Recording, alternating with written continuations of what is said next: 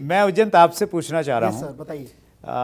अक्सर ऐसा होता था पहले, आजकल तो नहीं होता कि भाई पेरेंट्स जो चाहते थे बच्चा वैसा ही करते थे।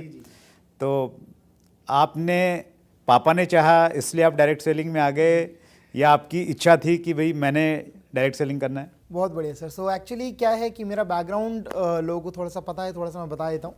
मेरा बैकग्राउंड जो है होटल मैनेजमेंट का था, bachelors in hotel management and Asia's top college IHM Aurangabad से मैंने अपना बैचलर्स कंप्लीट किया था।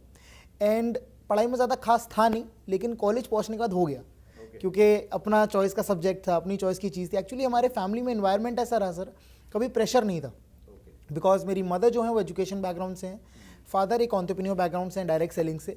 तो घर का इन्वायरमेंट बहुत ही, जिसे कहते हैं ना, एक कंफर्टेबल इन्वायरमेंट था ग्रो करने के लिए। सो बैचलर्स के साथ साथ मैंने थोड़ी अपने आप को पुश करा एंड मैंने अपना MBA भी करा, राइट। एंड MBA करने के बाद लोग यूजली क्या समझते हैं कि हम कॉर्पोरेट लाइफस्टाइल में जाएंगे या सेटअप होगा या किसी चीज़ तरीके से होगा। सर डायरेक्ट सेलिंग में आने का मेरा डिसीजन बहुत प्रैक्टिकल था और कैलकुलेटिव डिसीजन था, राइट। 1 साल ताज मानसिंह के अंदर एज ए रेस्टोरेंट मैनेजर भी मैं पोस्ट पे रहा हूँ, राइट। एंड वहाँ भी मैंने फिजिकल वर्क किया है, इंडस्ट्री के अंदर रह चुका हूँ, काफ़ी अच्छे दिग्गजों से मिल चुका हूँ, गांधी फैमिली को सर्व कर चुका हूँ। लेकिन क्या होता है कि जब आप अपनी प्रैक्टिकलिटी देखते हो लाइफ की, राइट, एक लॉजिकल इंसान और एक प्रैक्टिकल इंसान में फ़र्क होता है सर। और आजकल के टाइम में क्या है, जो हमारा यूथ है, जिसे हम Gen X बोलते हैं, जनरेशन X बोलते हैं, उसमें प्रैक्टिकलिटी नहीं है, राइट। सो अगर मैं आज एक MBA हूँ प्रैक्टिकली, और मैं मार्केट में जाके अपना एक पेपर जिसे कहते हैं CV अगर मैं किसी को देता हूँ, so my salary will be touching around 50,000 या 40,000 maximum, slowly incrementation, right. And इन सब चीज़ों के बीच में सर मैंने अपना एक छोटा कैफ़े का बिजनेस भी स्टार्ट किया, ये देखने के लिए कि मार्केट बिहेव कैसे करती है, राइट। क्योंकि बिजनेस में शुरू से एक वो था, एक जाना था, लेकिन बहुत सारी मार्केट की प्रैक्टिकल चीज़ों को समझा सर, कि पैसा लगेगा तो पैसा आएगा, लॉस होगा तो समझ में आएगा, किसी के सामने झुकना भी पड़ेगा, किसी के सामने बढ़ना भी पड़ेगा। और मैं बहुत सालों से देख रहा हूँ, बिकॉज फैमिली के अंदर सर आज 23 साल कंप्लीट हुए हैं डायरेक्ट सेलिंग के, राइट।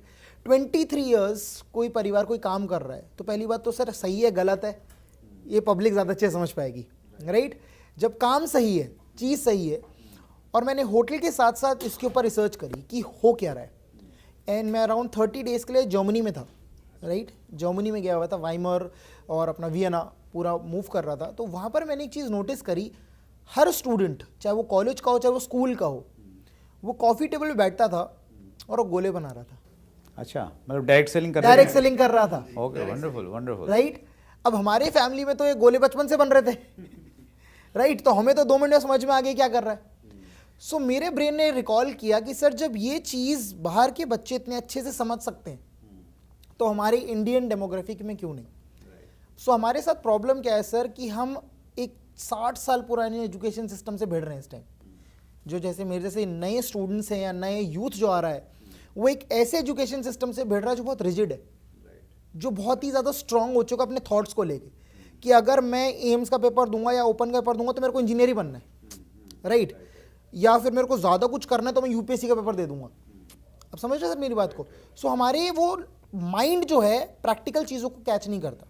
सो डायरेक्ट सेलिंग की ग्रोथ को समझा, पहले उसकी नीड को समझा, उसके फ्यूचर को समझा, और फिर अपने स्किल्स को देखा, क्योंकि कहीं ना कहीं सर इस इंडस्ट्री में स्किल्स बहुत मैटर करते हैं, राइट।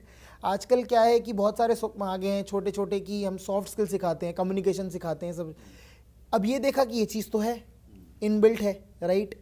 अब इसको यूटिलाइज कैसे किया जाए। सो एक बहुत ही सोचा समझा कैलकुलेटिव डिसीजन था, राइट। उसके अंदर मैंने समझा कि इसका फ्यूचर क्या है, बिकॉज कहते हैं कि if you want to become rich do what the future demands. जो फ्यूचर में होने वाला है उसको भी करना शुरू करो, जिससे कि उस टाइम आपको पैसे की किल्लत नहीं होगी।